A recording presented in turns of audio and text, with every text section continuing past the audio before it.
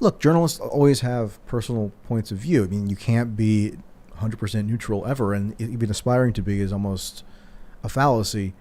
But it used to be, at least from my vantage point, that journalists could like weigh different competing considerations in the interest of at least projecting impartiality Right. and rationality. And now they don't even care to pretend to do that.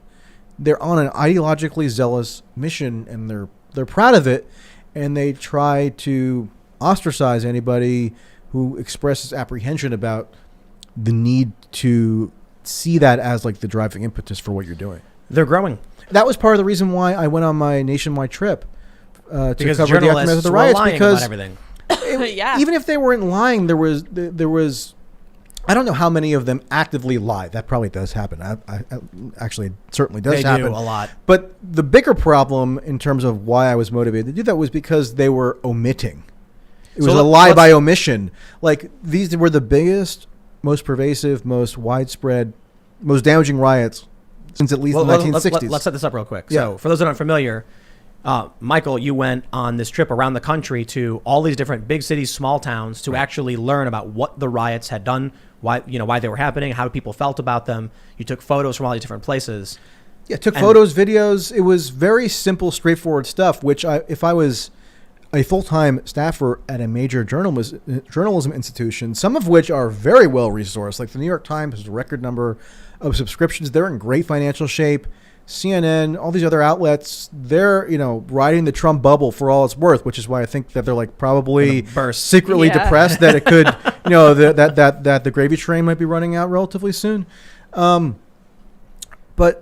what I did, there's zero reason why it couldn't have been done on a much wider scale with people who have full crews, which have full resources behind them. All I did was get in my dumpy car, drive around, go to Chicago, go to Minneapolis, where I spent the bulk of the time, Seattle, Portland. But you went to these really small towns. And smaller places, like Fort Wayne, Indiana. People had no idea that there were even riots there. I didn't know. I'm a pretty avid consumer of news, for better or worse, sometimes worse. But I would have heard that there were the biggest riots in memory in Fort Wayne, Indiana, if it had just been kind of, normally reported, and it wasn't. You had to dig deeply in, like, underneath the narrative to figure out that had happened. I only knew it happened because I happened to be passing through Fort Wayne, Indiana, and I looked it up, and I went and saw for myself and spoke to people, and there were just so many other examples of that, and it was bewildering as somebody who had this journalistic motivation. Not that it's a virtue necessarily to have a journalistic motivation, but that tends to be what drives me to do stuff. Like go to Georgia for the election, go to these random places after riots, just so I can get a relatively robust understanding of what's happening and then convey it as fairly as possible, while also at times, commingling my personal views. There's nothing wrong with that necessarily. But I was talking to people at these places, like particularly in Minneapolis. This is like a month or so after the peak of the riots, and it was like all anybody wanted to talk about. You walk down certain blocks, and you some of the photos. It was like rubble. It was as though it was Serbia in the late '90s or something. Yeah. The boarded up windows. Yeah, the begging on the the buildings. Yeah, minority businesses that had to be shuttered, never to return. And it was just like, okay, so there's so much material here that if we had a media which was interested in conveying the story, it would have been trivially easy to do. You could have found the bodega owner, who was an Iranian, whose store that I went to that was totally boarded up, wrecked, entire inventory stolen. You could have tracked down that guy, done a 60-minute style interview where he reflects on what this means about like what the meaning of this is for the American dream or something. However gauzy you want to make it, you could have done it. And it wasn't done because the media was so ensconced in a certain ideological perspective where doing this they viewed would either be in opposition to the tenets of the protest movement and or help Trump. And both of those were lines that no moral person could have ever crossed in their view. I don't even think that the latter rationale made sense. I don't think it necessarily did help Trump. look at the results in Minnesota. One thing that I was always fighting about with my right-wing followers, who I appreciate to some extent, because I like to have a variety of perspectives in terms of people giving me feedback. One thing that I always got into fights with them about was they were saying, oh, the riots mean that Trump is going to win whatever states the riots take place. And I was just like, no, that's not the sense I'm getting when I'm talking to people who actually experienced the riots. I don't think that they viewed Trump as a remedy to the riots. I mean, Trump lost Minnesota by a much greater margin than he did in 2016. You would think it would have been the opposite if the prophecies of a Trump resurgence in those areas came to fruition, which it didn't. I think maybe if Trump were a little bit more politically adroit, that was possible. Well, but it just didn't happen. People who fled probably voted for Trump. I get messages from tons of people who say they used to live in Minnesota and they had to leave because the riots were so bad. So they left the state entirely? Yeah, absolutely. Yep. Well, why not move to a different part of Minnesota? These are like I've probably got 5 emails where they were like, "Hey, just want to let you know, I lived on the outskirts of Minneapolis. We left. We went to my family's place. Things like that." I mean, I've gotten some of those emails too, but like 5 is not that much. I mean, the point is that most people can't leave. They don't have the resources that they can just up and leave whenever. So you should see something. So you should see something if what was being argued to me constantly online about Trump's benefiting from these riots came to pass, which it didn't. Now, I mean, there is, again, we talk about this regional variability. There is a little bit of a mixed bag there, because if you look at Kenosha County, Wisconsin, that did trend slightly Republican this year, but it didn't in Minnesota. So it doesn't. It's hard to make a firm, all-inclusive extrapolation there as to what happened. But just going back to the riots, hey, look, I almost feel as that's already gotten completely memory hold. I mean, this was a historic event. It was a nationwide convulsion. It clearly had some impact on the election results. It's hard to say with certitude in what direction, but all anybody could talk about was that there were the response times for 911 had gone down in Minneapolis. I was talking to Somalis who had to fend off white rioters coming up to their apartment building and threatening to burn it down while there were children inside. And so, if you go through something like that, clearly it has to have some influence on your political perspective. I don't think that it necessarily means you're going to vote for Trump, but clearly that has to have some indelible impact, and it just hasn't been explored to anywhere near the extent that you would expect if the media was just motivated by sheer information gathering, if there was a public service that they were guided by. I was actually talking to Tim earlier about, I think journalism kind of has at least 2 facets, and one is investigation and one is reporting. And these modern media giants have just taken on the reporting facet. No. They barely investigate anything. It's analysis and opinion. Well, I think that's more the divide. The investigation is missing. You get people like James O'Keefe and I think Scanner. They're focused on investigation, but CNN is they just report what they've heard. I don't even know analysis. It's analysis. Okay. Well, I don't even think that analysis and reporting are incompatible. Like, I do a lot of reporting and then I analyze it. Yeah. But I try to be honest. I try to be transparent. Exactly. I not try to just be totally in hoc to some kind of partisan agenda, whether it's promoting a BLM, Antifa protest or whatever, or promoting Trump. Like, I mean, I want to actually, to the best of my ability, instill confidence that what I'm saying is truthful. And I think that's just not something that so many people in the media are interested in. And if foundationally what they're guided by is due to their immersion in these social milieus, where if they stray from the consensus as to the virtue of something like the protest movement or something like the world historic danger of fascist authoritarian blah, blah, blah Trump, then they can incur serious professional or social consequences. Yep. And that is such a corrupting dynamic, and I think that's why we need some kind of new media culture to sprout out of the ruins of what we've gone through for the past 4 years. I don't think so. I think there are people who they want confirmation bias. I think there are people who are totally aware of, like, let's say I have someone on the show and we get a leftist. We'll get a certain percentage of people who are angry. And I think many of these people angry that you even bothered to have them on the show. Oh yeah. They're like, "How dare you bring this leftist guy on?" Is anybody angry about me so far? Can we check that? Oh, I mean, probably. Screw you. So. That's the spirit.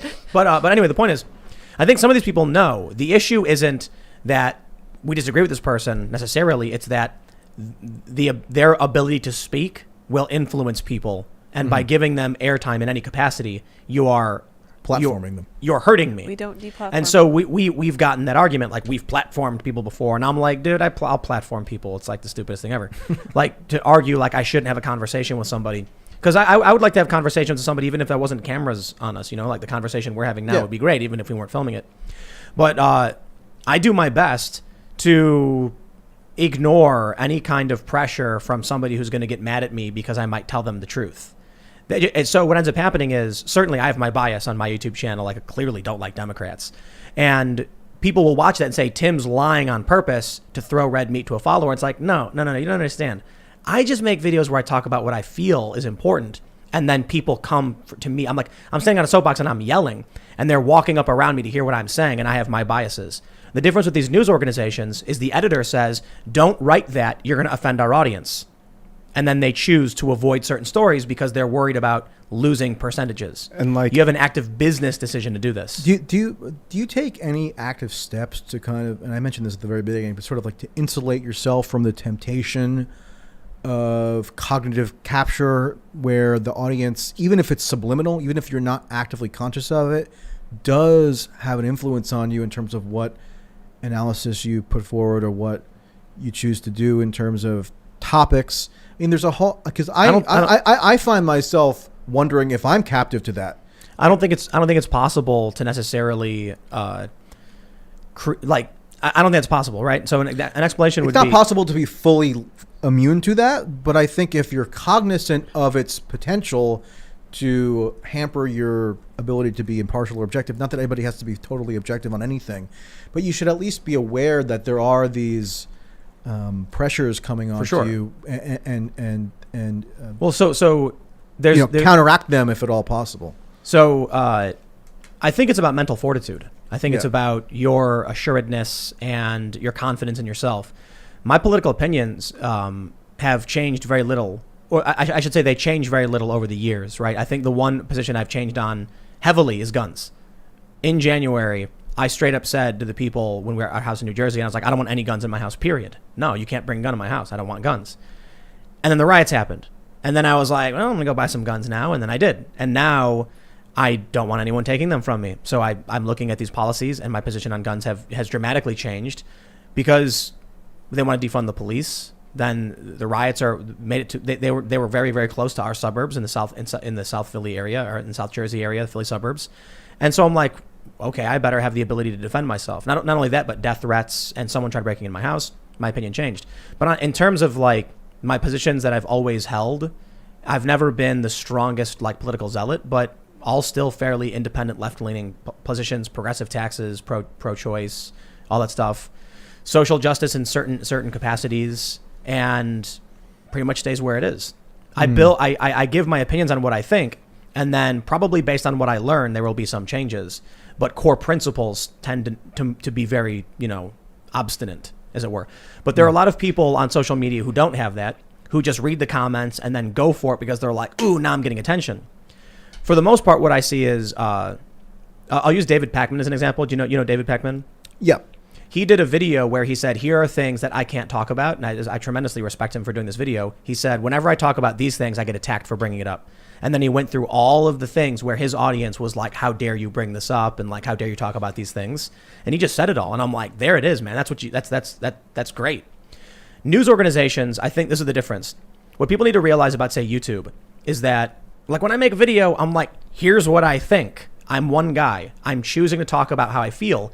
And I've always done that. And then over time, I get like more confident in how I talk and present myself. Because like my earlier videos, I'm like really quiet and like low energy. And I just slowly got better and more comfortable at just talking. But my ideas are based upon the news that I'm reading as it develops. When I worked for Fusion, which was ABC News Univision, they straight up said, like, lie to the audience. They didn't say verbatim. They said, side with the audience. And I asked if there's news stories that would make our audience upset, we wouldn't report it. And they said, yeah, I think that's fair. So when you have an editorial board or a president or a financial department or whatever, and they're going to the reporter and saying, ooh, yeah, that one, don't report that because we're going to lose our audience. Then you're looking at people actively deciding to create a partisan space to make money. versus YouTube, which is a bunch of random people who have thoughts and opinions who post them on the internet. You know what I mean? Not that they're... Yeah, but the danger in the YouTube freewheeling culture is that so often I see people who are untethered to any kind of standard of factual confirmation or veracity, and they just kind of riff. And I could riff if I really wanted to, and sometimes I do. But, okay, so I worked for the Young Turks for like a year and a half, and there were people affiliated with the Young Turks, so you could go and look at what they said like a year prior in terms of making a prediction on something, and it just doesn't come to pass, and then they just pay no price for it. I mean, they just keep plugging along. And just, I feel that would diminish my credibility if I did that. So like when I would talk about the election this year, I would always try to be pretty qualified. I mean, I always thought that Biden stood a strong chance of winning, more so than Trump, and I said that publicly many times. But I was never going to say that Biden is going to win or Trump can't win, because I don't have a crystal ball. And you know what? If I said something like that and it turned out to be false, then that should detract from my credibility. I don't necessarily agree. And it's probably because I'm biased in favor of myself, but there's like... So you don't think that if you say that something has no chance of happening and then it happens, that should detract from your credibility? I agree with you. I'm not saying you specifically. I'm saying anybody. So with a platform. This guy. Well, I'll tell you, Michael, I do have a crystal ball. Oh, wow. He literally does. I figured something out while you were talking. That is the most stunning plot twist of the evening so far. Okay, so if the Young Turks are reading an article and they're going over some news story where it's like, Donald Trump backflipped off the White House and it was perfect, stunning, everyone and brave. And then they're like, I think, here's what's going to happen next. I have no problem with that. If they're making predictions based on the news they're reading right then, some people are like, I want to hear what you think. Maybe you're going to be wrong. Sure. But if you're reading news and then speculating, it's just people giving their thoughts and opinions. Well, I mean, don't go to them, don't go to the pollsters and think they're going to be right every time if they're wrong all the time. That almost, I think you can do analysis where you have forward looking, projections about what may or may not happen, but then it veers into this tarot card shtick. Yeah, I'm not where saying... you're saying I have this unique insight into the nature of the universe where I can tell you that Joe Biden couldn't possibly win the presidency. It's just like, how the hell? What is that based upon? That does describe the Young Turks. I'm just saying so there are people who try and take clips from me, and I'm not even singling out the Young Turks. They're just I'm just most familiar with them because I happen to work at. This is what the grifters do. So they put up a video where it's me saying I think Trump is going to win in a landslide. And various clips like that, going back to October of last year when Moody's Analytics said Trump was going to win because the economy was great. They then take that from a context at a time when the economy was great, Trump was doing well, put it up today saying, look how stupid and wrong he was. And then people say, wow, what a moron. But if they actually watched my videos, they would have seen in the past month or 2 months, I was saying, polls are saying Joe Biden's going to win. And I don't know if I should trust the polls because they were wrong to a tiny degree in 2016. They're not that wrong. People overestimate how wrong they. The national polls weren't that wrong. There was a lot of state-based error, which was more consequential for the Electoral College, obviously. And so it was like a 2-point error among non-college educated whites. And my position was, I don't know what's going to happen, but I think the polls are going to be wrong. I don't think you can count Trump out. And so that was my official position based on the information presented in the context of the election as it stands right now. They go back and pull clips from when we had mass rioting. And, Trump saying law and order and me saying, I think people are going to recoil against this because I'm getting phone calls and they're saying, I'm voting for Trump. I know a ton of people in Chicago, diehard, lifelong liberal, Democrat, total Republicans now. But see, that's where I would have strove to be aware of my confirmation bias because I could have, I could have easily come to a similar conclusion based on the feedback I was getting when I was traveling around the country. But I wouldn't have known that was not statistically representative necessarily of voting outcomes, right? So, I just feel that if somebody regardless of what the circumstances were, regardless if there were riots, regardless if it was pre-COVID, if somebody could find a clip of me saying that I know Trump is going to win and then he doesn't win, then I think that probably wouldn't detract from my credibility and should. And, maybe for sure certain people are of a different mindset. I feel like I'm a little bit more journalistic by nature than others. Again, I'm not saying you or anybody in particular, but that's an issue that I have when I look on YouTube and people can just BS constantly, and then they pay no reputational consequences if their BSing is just proved 100% devastatingly wrong because they have the audience, or they could just keep going Because people want the comforting lies. They don't want the truth. Yeah, I think you're definitely more of an investigator, an investigative journalist than most of the journalists in modern culture. And a lot of times, analysis I'm not journalism. really. Well, the fact that you drove across the country and didn't know what you were going to find and were willing to accept the results. Like CNN doesn't want them to investigate, doesn't want their reporters, because if they find things that defy the narrative and will lose them money. I mean, I have done what you might call investigative reporting, but it's not like my singular focus where I'm not like getting national security documents leaked to me or something, right? I just tried to be as consistent and logical as I possibly can. Not to toot my own horn. I don't think I have a horn to toot necessarily, but I try to apply that analytically so that I'm filtering my reportage in a way that is best reflective of the truth. It doesn't even actually have to entail investigative reporting. I mean, if you want to call just driving around the country and talking to people and looking at the fallout of places and doing interviews and stuff investigative, I guess it maybe is in a way.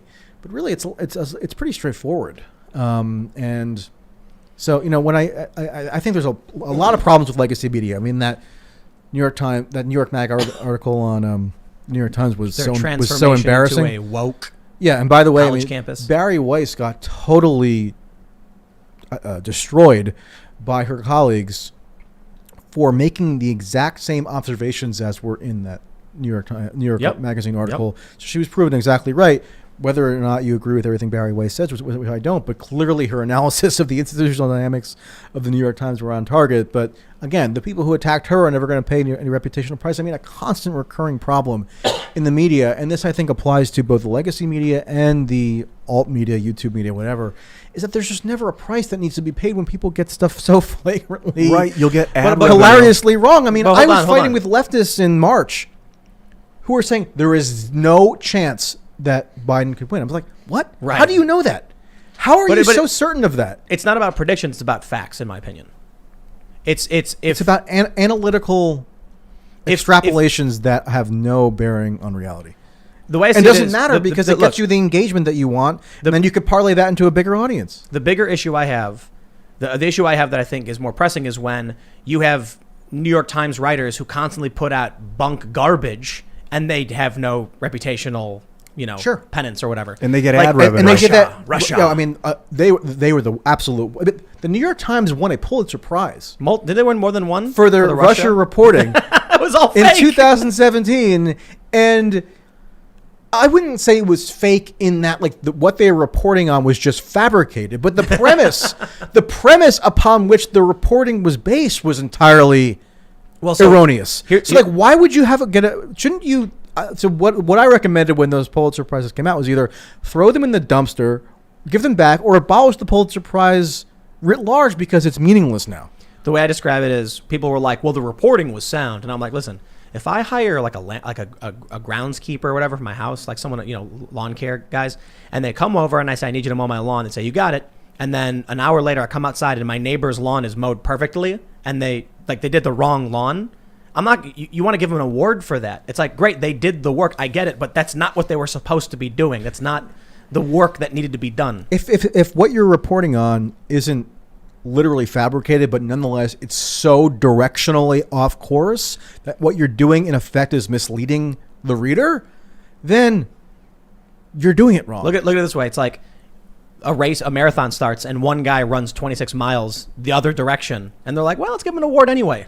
Like, he did run. And it's even worse because they're getting paid. They'll make an article that's erroneous and they'll get massive ad revenue because it's a shock article. And then they'll print a retraction and get ad revenue for the retraction. Yep. So there's something severely wrong with that function. Maybe that you would sue, that they would actually, it would put them out of business. That's the problem, is they'd be afraid to even report on anything because if they get it wrong, they lose. No, the advertiser is looking for eyeballs. So these news organizations are not super worried. That's fascist. I mean, I think that's when corporations starts to institute our government, when you can go in and write political articles that are not bound in fact. When you can write that somewhere there may be a video of Donald Trump on an elevator. What he's doing, we don't know. Who he's with, we're not sure. Does the video exist? We don't know either, but some say it might. The Huffington Post wrote that article. And they got clicks. They made money off that. Could you imagine you wake up one day and your editor's like, I need a story about Donald Trump, and you're like, nothing happened. Just make it up.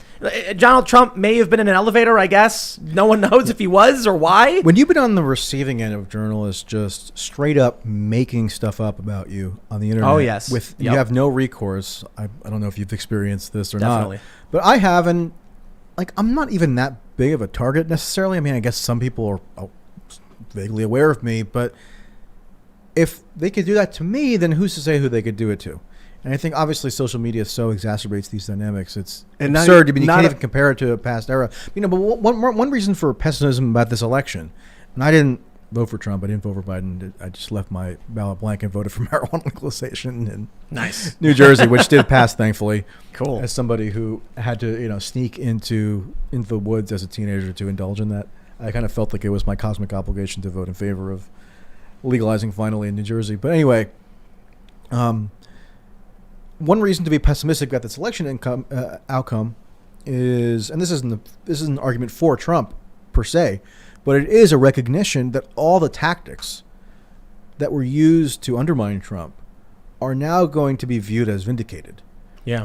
And they're going to be more kind of enshrined in the fabric of American political and cultural life, such that, we have this precedent now that somebody like Trump is not going to be allowed to happen again, because you can have these security state machinations.